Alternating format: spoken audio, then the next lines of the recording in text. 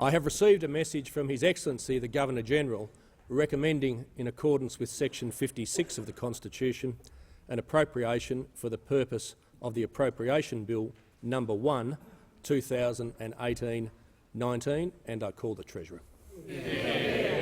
Thank you, Mr Speaker. I present the Appropriation Bill No. 1, 2018 to 2019 and the explanatory memorandum.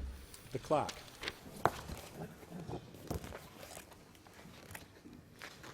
First reading, a bill for an act to appropriate money out of the Consolidated Revenue Fund for the ordinary annual services of the government and for related purposes.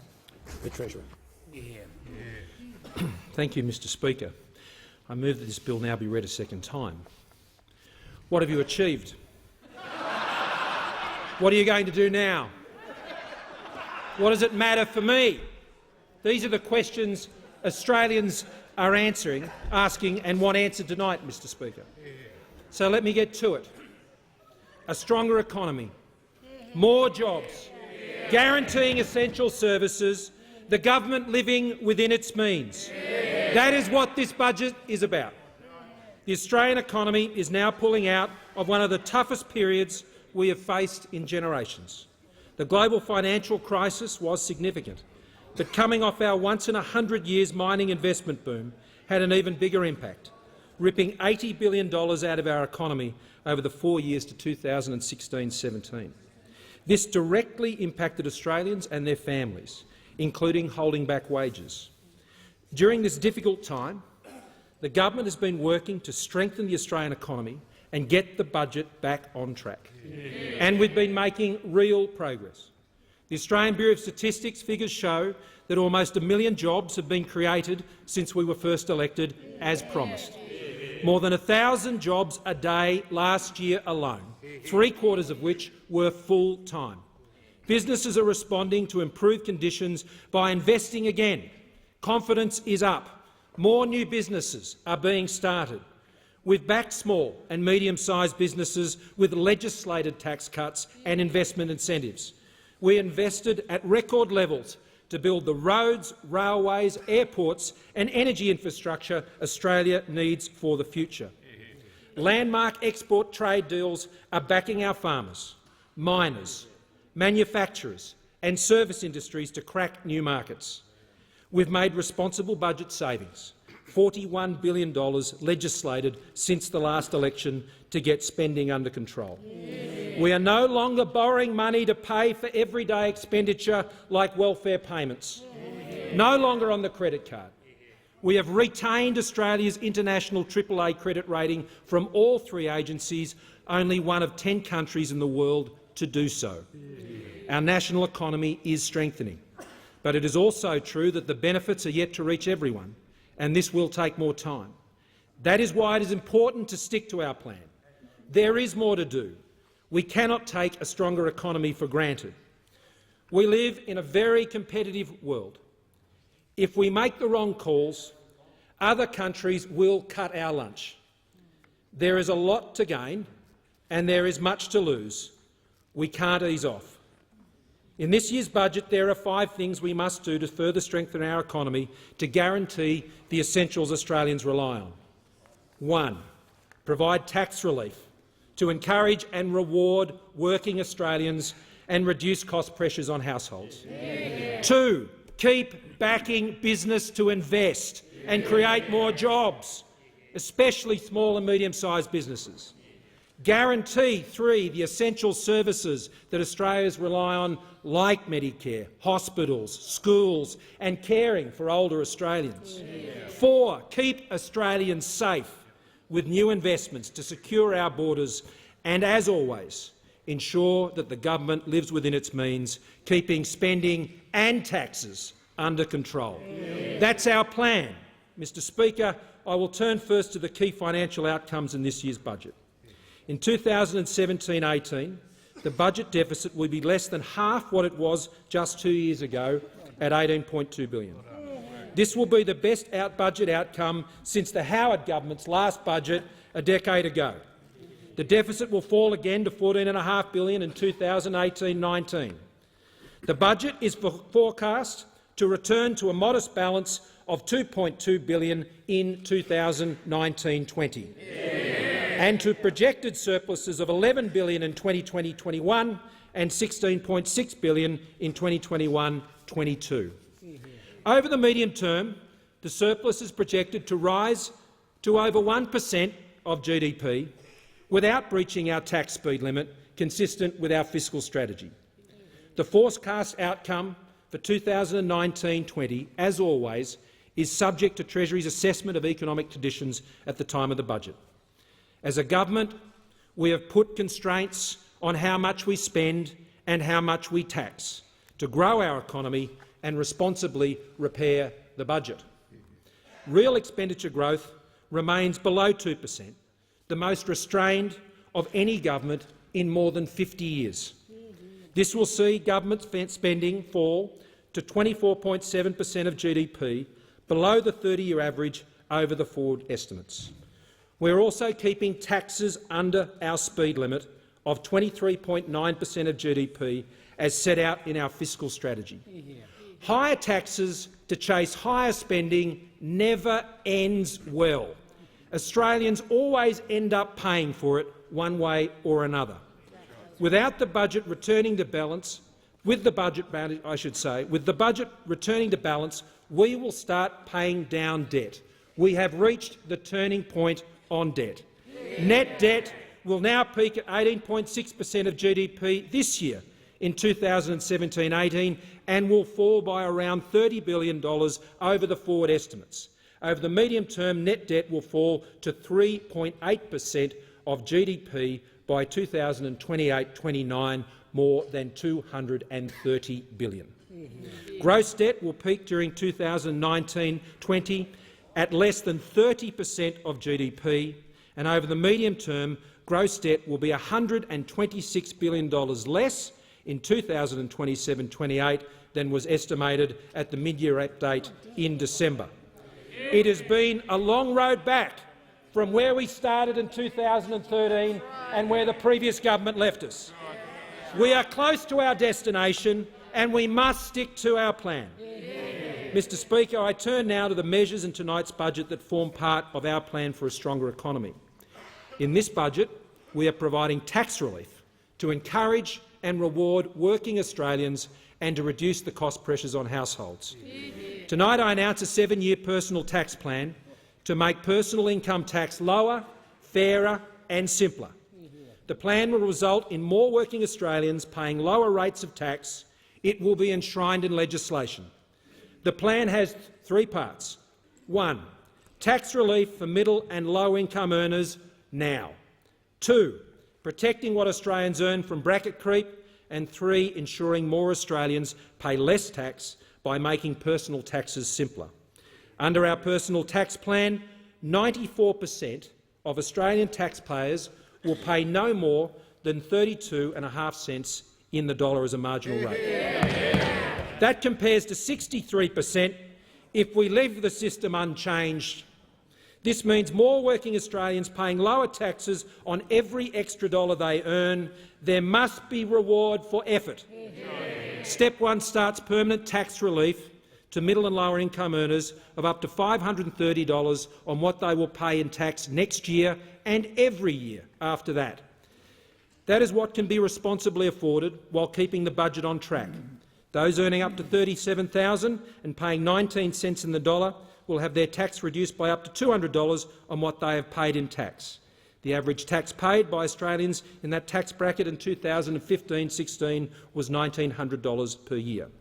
For those earning more than $37,000, paying 32.5 cents in the dollar, their tax will be reduced by up to a maximum of $530 per year. 4.4 million taxpayers with an income between $48,000 and $90,000 will receive the maximum tax relief of $530. For middle-income households with both parents working on average wages, this will boost their kitchen table budget by more than $1,000 every year. For those earning above $90,000, the tax relief reduces to zero at just over $125,000. Step 1 will be delivered by additional targeted tax offset through annual tax returns. This tax relief will not be clawed back by other increases on tax, including the Medicare levy, which will remain unchanged. Step 2 of the plan ensures that a pay rise, extra overtime or working more hours does not get eaten up by higher tax rates. In the 2016-17 budget, we increased the top threshold for the 32.5 tax bracket from $80,000 to $87,000. This kept 500,000 Australians from paying more tax at 37 cents in the dollar. This threshold will now be set at $90,000 from the 1st of July this year. This will stop an additional 210,000 Australians paying 37 cents in the dollar. In 2022-23, we will make more substantial changes. The 37,000 threshold will be lifted to 41,000, stopping 500,000 Australians paying 32.5 cents in the dollar, and the 90,000 threshold will be raised again to $120,000, preventing 1.8 million Australians paying 37 cents in the dollar. Step 3 of the plan makes our tax system simpler. In 2024-25, we will simplify the personal tax system by abolishing the 37-cent tax bracket entirely. Australians earning more than $41,000 will only pay 32.5 cents in the dollar all the way up to the top marginal tax rate threshold. Under the Turnbull government's personal tax plan, most working Australians earning above $41,000 are likely to never face a higher marginal tax rate through their entire working life. Bracket creep will be no more for them. The top tax threshold will be adjusted to $200,000 to account for inflation and expected wage movements over the next 7 years. The plan is affordable and it is funded. The total revenue impact on the budget and forward estimates is $13.4 billion. The overwhelming majority of this cost commences in 2019-20, the same year the budget is forecast to return to balance. This is not spending, it's their money. It's not a giveaway, it's their money. This is Australians keeping more of what they have earned. Our tax relief is also not being achieved by increasing taxes elsewhere. You don't have to punish some people with higher taxes who are already paying the majority of tax to give others tax relief. Everyone pays the price of higher taxes. It weakens the economy and it costs jobs. In this budget, there are other ways we are reducing cost pressures on Australian households. Through the Australian Taxation Office, we'll be proactively finding your lost super and have it sent automatically to your active superannuation account, ensuring it doesn't get eaten up in ongoing fees. We are banning exit fees on superannuation accounts for when you want to change funds, because you should be able to do so when you want to. We will stop superannuation funds from forcing young people under 25 or with low balances to pay for life insurance policies they have not asked for or do not need. The pension loan scheme will be open to all older Australians, including full-rate pensioners and self-funded retirees, so they can boost their retirement income by up to $17,800 for a couple without impacting on their eligibility for the pension or other benefits. An expanded pension work bonus will allow pensioners to earn an extra $1,300 a year without reducing their pension payments. For the first time, the bonus will be extended to self-employed individuals who can now earn up to $7,800 per year. We believe it's never too late and you're never too old to start a business. And we will oppose unfair tax grabs on retirees and pensioners by enabling everyone who has invested in Australian companies that issue franked dividends to keep their tax refunds. We will ease financial pressures on families in regional areas by relaxing the parental income test for the access to the youth allowance from the January 1, 2019 by additional $10,000 per annum and additional $10,000 for each additional child. The National Energy Security Board estimates annual power bills will fall by $400 on average for every Australian household from 2020 following the introduction of our National Energy Guarantee. We will maintain our responsible and achievable emissions reduction target at 26 to 28%, and not the 45% demanded by the opposition. That would only push electricity prices up. And we will not adopt the 50% renewable energy target demanded by the opposition, because that will only put electricity prices up. All energy sources and technologies should support themselves without taxpayer subsidies. The current subsidy scheme will be phased out from 2020, and we will keep the pressure on the big energy companies to give you a better deal. Already this has led to households saving several $100s a year. Now, in this budget, the Turnbull government is backing business to create jobs. We have already legislated tax cuts for small and medium-sized businesses. Full implementation of our enterprise tax plan is needed for our businesses to remain internationally competitive, to invest, to create more jobs, boost wages and increase trade for smaller businesses through the supply chain. For small businesses, we will once again extend the instant asset write-off for businesses with a turnover of up to $10 million for purchases of up to $20,000. In this budget, we are making sure small businesses don't get ripped off by other businesses who deliberately go bust to avoid paying their bills with tough new anti-phoenixing measures. And we will invest more in our people, providing an additional $250 million for the Skilling Australians Fund to deliver business with the people and the skills they need to grow their businesses. Tonight we also announced a new 21st century medical industry plan to create more jobs in this fast-growing sector of our economy. The health sector represents 7% of our economy and 14% of jobs. Our plan will provide more support for medical research projects, new diagnostic tools, clinical trials of new drugs, scientific collaboration and development of new medical technologies that can be sold overseas. In particular, we will back in Australian medical scientists through the largest single investment of the Medical Research Future Fund to date of $500 million over 10 years for Australia to become a world leader in genomic research. This is about building another strong and competitive industry in Australia that will generate income for the nation and jobs, from the white coats in the labs to the workers making new medical devices on the shop floor.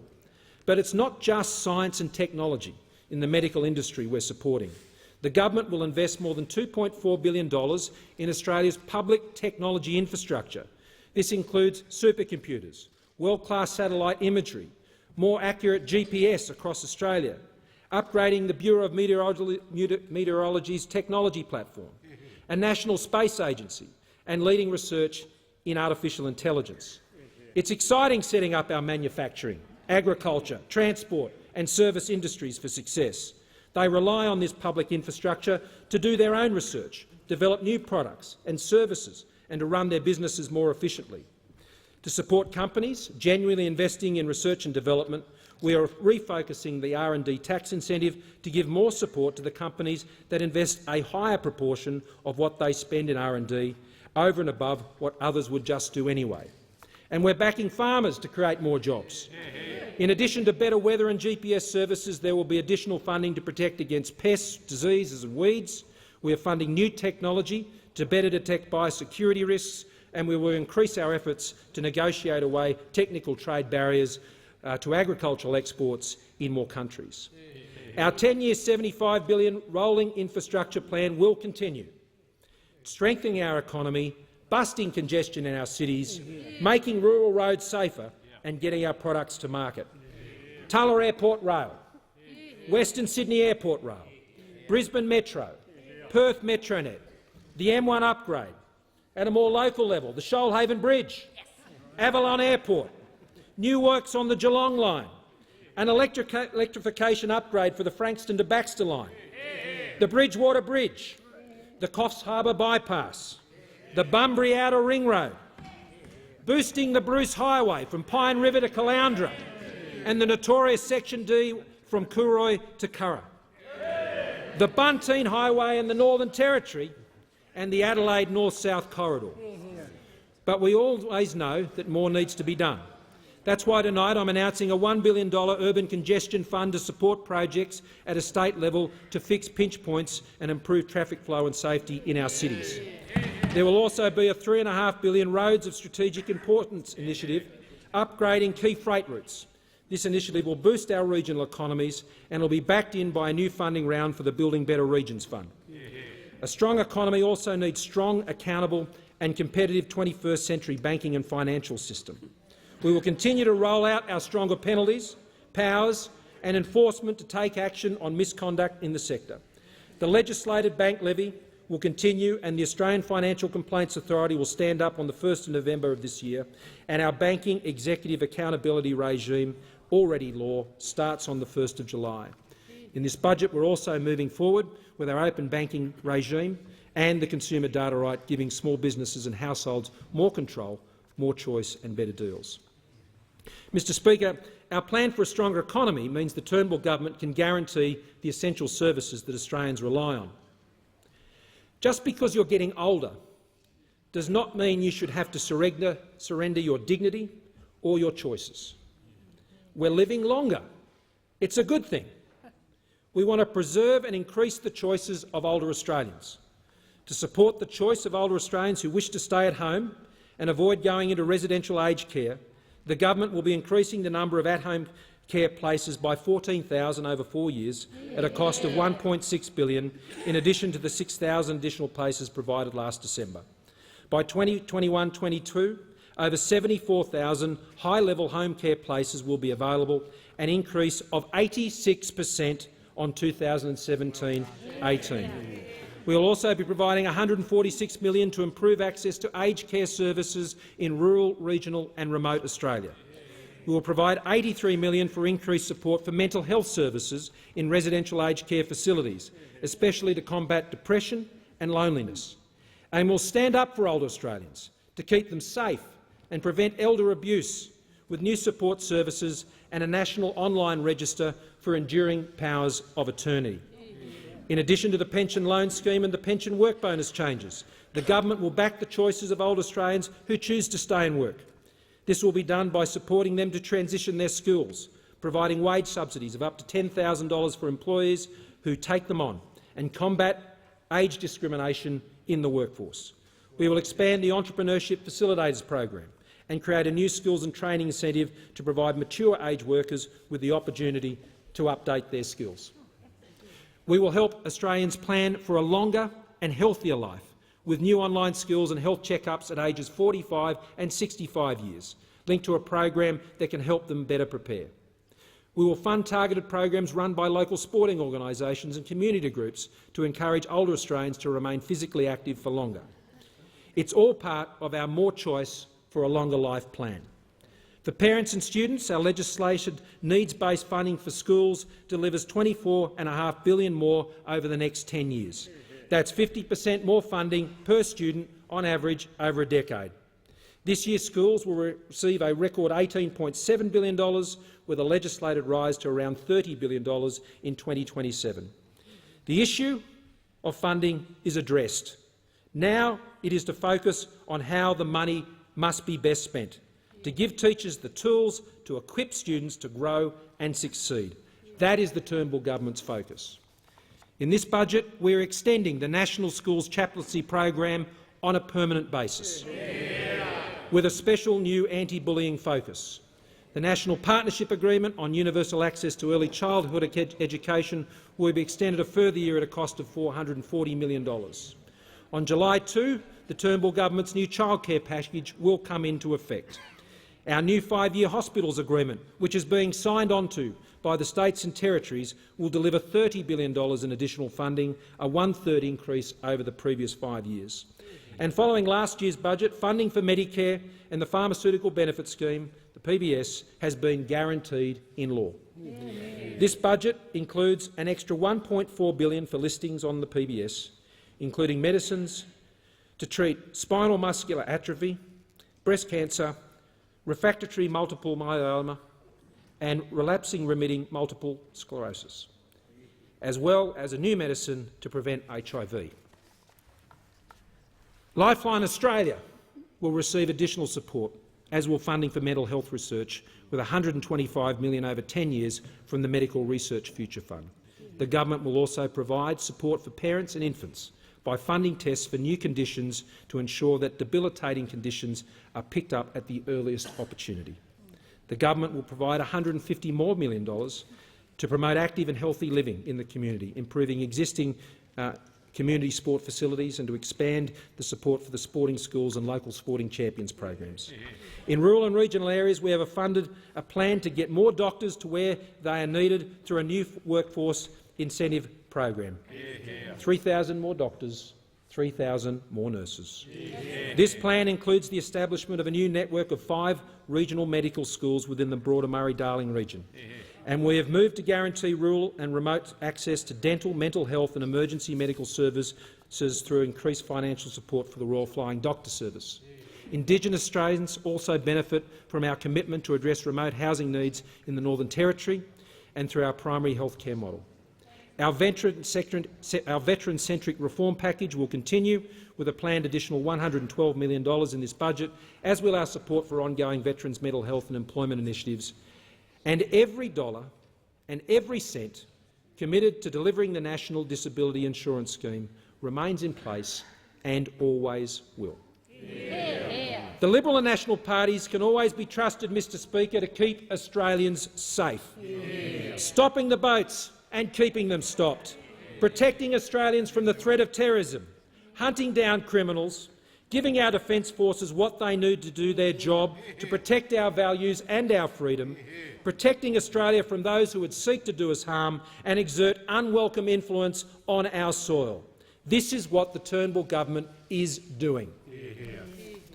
In this budget we are taking further action, directly investing to harden up security at our airports, $50 million to upgrade security infrastructure at 64 regional airports, $122 million to enhance screening capability for inbound air cargo and international mail, $122 million to increase police and border force presence and capability at 9 major domestic and international airports. There is also additional investment to improve scrutiny of visa processing and passenger screening and clearance of visitors and goods at our borders. And we are investing more than $160 million to help our police, criminal intelligence and domestic security agencies fight crime and prevent terrorism, including to disrupt, prevent and investigate child exploitation and abuse.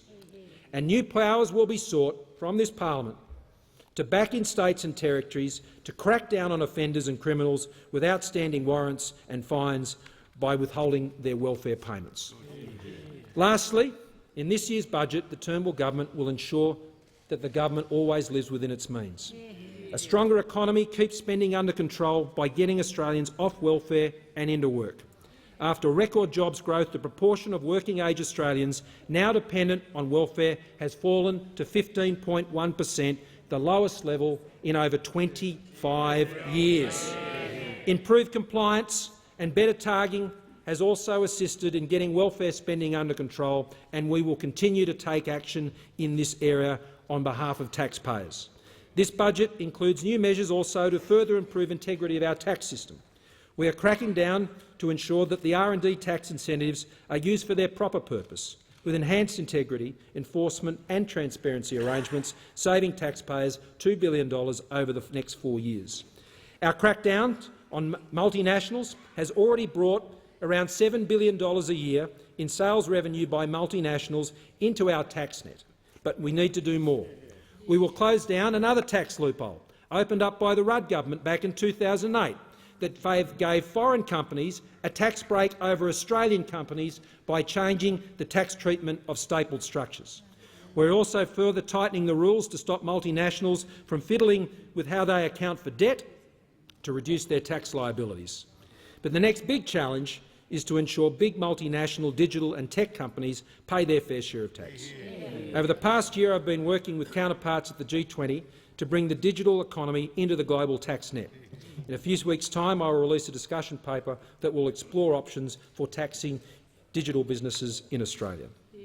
At home, we also need to shine the light on the black economy. Taxes should be lower, simpler and fairer, but taxes must also be paid. Honest and fair businesses and taxpayers are being ripped off by those who think they are above paying tax. In response, we will be implementing the recommendations of our Black Economy Task Force, targeting sectors where there is a risk of underreporting of income. This is expected to yield $5.3 billion over the next 4 years. These measures include outlawing large cash payments of greater than $10,000 in the Australian economy. This will be bad news for criminal gangs, terrorists and those who are just trying to cheat on their tax or get a discount for letting someone else cheat on their tax. It's not clever, it's not okay, it's a crime. Mr Speaker, our plan for a stronger economy will create more jobs and guarantee the essential services that Australians rely on. Our record of financial responsibility means that under our plan, Australians can plan for their future with confidence. We must stick with this plan because it's working. We can't afford to risk the alternative.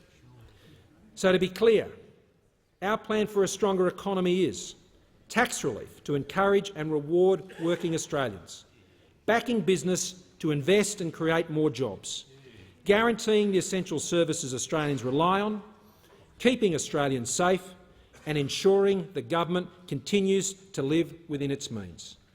Once again, Mr Speaker, I commend our plan for a stronger economy and this budget to the House.